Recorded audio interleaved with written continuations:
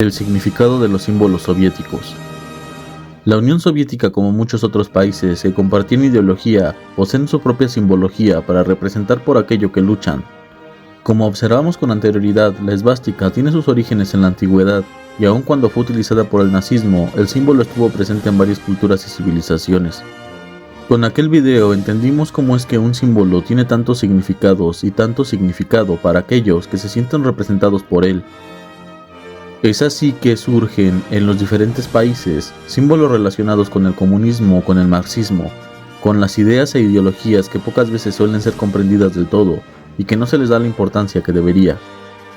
Es por ello que si se quiere comprender en parte el pensamiento político y social del comunismo, tanto en la Rusia soviética como en los países socialistas, es necesario ahondar en sus símbolos y representaciones. Es por ello que en este video te enseñaré lo relativo a los símbolos soviéticos, socialistas y comunistas que han sido adoptados en varias partes del mundo y que han sido vinculados con esta ideología. El martillo y la hoz. Naturalmente que al ser el socialismo una ideología que busca rescatar a la clase proletaria de su esclavitud propiciada por la clase burguesa, no puede haber otra representación que el martillo y la hoz, ya que hace referencia a los dos trabajos más pesados y más comunes que suelen realizar los proletarios, es decir, el trabajo en una industria como obrero o el trabajar en el campo. Ya que el obrero y el campesino, si bien son los que mantienen a la sociedad funcionando, al ser estos los que producen los recursos más necesarios para la supervivencia del ser humano, son a la vez los menos reconocidos y a los que se les paga menos por su esfuerzo. Durante mucho tiempo el campesino ha sido uno de los más abusados por los hacendados y los señores feudales, en varias partes del mundo. La hoz es el recordatorio de esta labor y de estos trabajadores por los cuales se lucha. Si se quiere hacer verdaderamente una revolución, se requiere siempre de la participación del campesinado y del obrero como una fuerza conjunta en contra de aquellos que los han mantenido en esclavitud. La posición del martillo y la hoz, precisamente al estar uno sobre otro, refleja la unidad entre todos los trabajadores. Desde la antigüedad, estas dos herramientas han tenido presencia en la heráldica de los nórdicos, así como de la masonería. Incluso antes de que la Unión Soviética lo utilizara en su bandera, ya los chilenos habían utilizado este símbolo en los pesos de 1894 a 1942. Posteriormente se adoptaría en la Unión Soviética como emblema de los trabajadores y de su movimiento. Alexei Losev, filósofo ruso, lo describe de la siguiente manera: es un signo que se mueve con las masas populares, no constituye simplemente un signo, sino un principio constructivo y técnico para las acciones humanas, así como sus aspiraciones volitivas. Aquí, ante nosotros, está el símbolo de la unión de los obreros y de los campesinos, el símbolo del Estado soviético. Oficialmente se utilizaría en la bandera soviética, así como en el resto de banderas que representaban las diferentes repúblicas en el año de 1923, pues anteriormente solo era una bandera roja con los nombres de las repúblicas en dorado. Desde entonces, esta representación de la unión de los trabajadores por un mejor futuro ha sido retomado por varios países a lo largo del siglo XX. Así es que independientemente de la orientación política que hayan tomado dichos partidos políticos o pensamientos socialistas, la hoz y el martillo se ha convertido en un distintivo oficial del comunismo internacional. En 1990, cuando Nelson Mandela fue liberado de prisión y dio su histórico discurso, fue en un balcón decorado con una bandera de la hoz y el martillo. En la actualidad, pese a que hay partidos políticos que la siguen utilizando, el único país que la lleva en su bandera oficial es Transnistria, un estado con reconocimiento limitado enclavado en Moldavia. El crucifijo comunista. Seguramente algunos recordasen esta anécdota del crucifijo que Evo Morales quiso obsequiar al Papa en su visita a Bolivia en 2015, en donde se hizo un Cristo crucificado en un martillo, mientras que en la base se encontraba una hoz. Pues esta cruz es una reproducción que hizo Luis Espinal Camps, un sacerdote jesuita de origen español, nacionalizado boliviano y asesinado en 1980 por un grupo paramilitar, debido a su compromiso con la lucha social y la denuncia de la injusticia, así como abusos existentes en esa época en Bolivia. Luis Espinal también era cineasta y periodista, abogó por los espacios de justicia, de libertad e igualdad. En su honor, la Asamblea Legislativa de Bolivia creó el premio Orden al Mérito Padre Luis Espinal Camps, cuya medalla lleva el Cristo clavado en el martillo con una hoz como base. Este premio reconoce a aquellos que profesan la fe religiosa y que se destaca en la protección de los pobres, los enfermos y los marginados. La hoz y el martillo a lo largo del mundo. Entre quienes usan o han usado la hoz y el martillo está el Partido Comunista de Estados Unidos y en algunas versiones la Unión de Trabajadores Generales y de Transporte en Reino Unido, el Partido Comunista de Guadalupe, el Partido Comunista Mexicano. Las variaciones sobre este emblema se pueden observar en el símbolo del Partido del Trabajo de Corea, en donde no solo incluyen la hoz y el martillo, sino también un pincel que hace referencia a los intelectuales y a los artistas, además de a los obreros y campesinos. Cosa igual ocurre en el emblema de la extinta República Democrática Alemana, en donde encontramos un compás y un martillo, rodeado de trigos, lo que representa igualmente a los intelectuales. En Inglaterra, el Partido Laborista Británico utiliza una pala, una antorcha y una azada. El mundo. Uno de los prototipos de la bandera roja que utilizaría la URSS tendría un mundo detrás del martillo y de la hoz. Este mundo es evidentemente una representación del planeta que simboliza la unión de la clase trabajadora o de los proletarios del mundo, al ser el comunismo una ideología que trasciende a las naciones y que busca la igualdad en todos los rincones del orbe. Es por ello que en la última frase del manifiesto comunista dice lo siguiente: proletarios del mundo, únanse, no tienen nada que perder más que sus cadenas. Precisamente en la historia del marxismo han existido varias internacionales comunistas que buscan crear un movimiento obrero mundial. La estrella. La estrella comunista tiene dos significados. Por un lado representa los 5 dedos de la mano obrera, por otro lado los 5 continentes, que hace referencia, como el punto anterior, a la universalidad e internacionalidad de la ideología.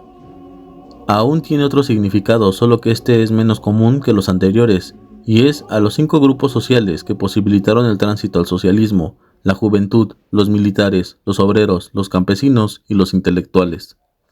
Semánticamente representa a la vez el humanismo, tanto por el número de sus segmentos, 5 dedos, 5 sentidos, como por su color, sangre, vitalidad.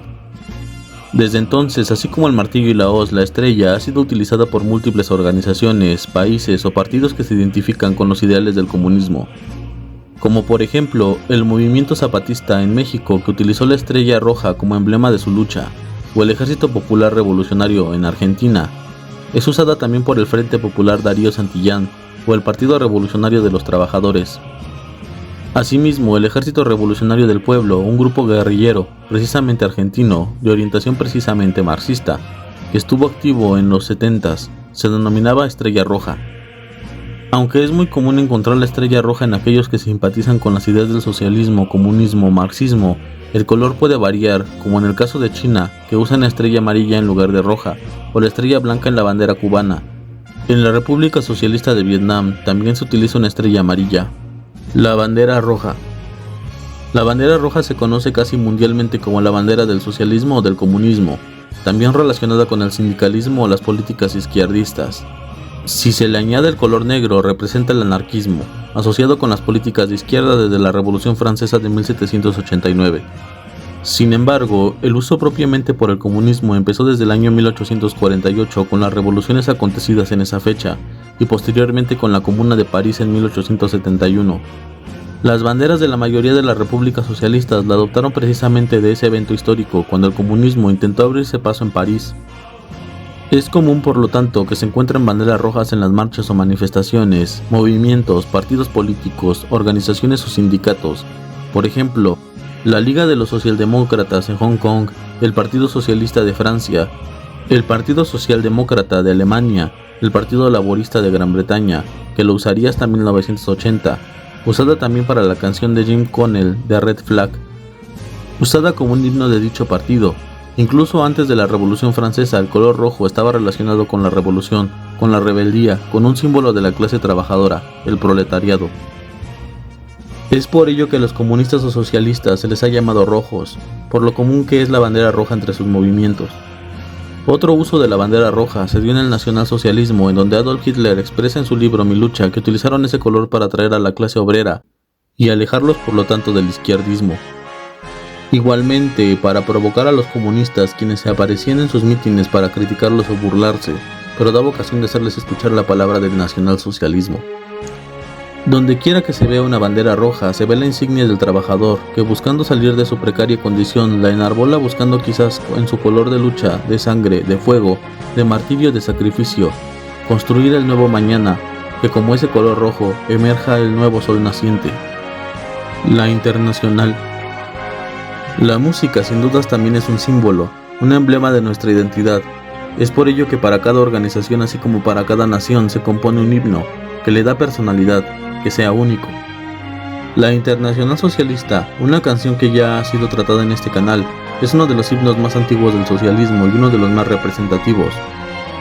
Donde quiera que se escuche la Internacional se sabe que un camarada no está solo, y que se hace referencia a la lucha de la clase obrera por su liberación.